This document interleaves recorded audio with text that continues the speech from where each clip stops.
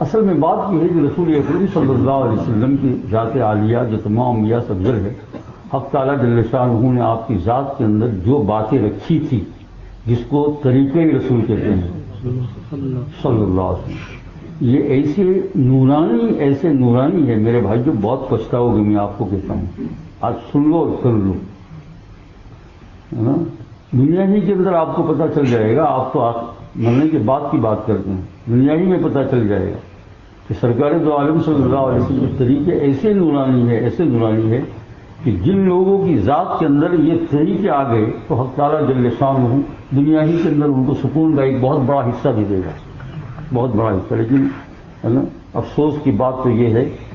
کہ غیر تو سمجھے لیکن مسلمان نہیں سمجھ رہا ہے، غیر تو سمجھے لیکن مسلمان نہیں سمجھ رہا۔ آپ کر کے تو دیکھ لیجیے، اس سے بڑھ کر کسی چیز میں لطف نہیں ہے،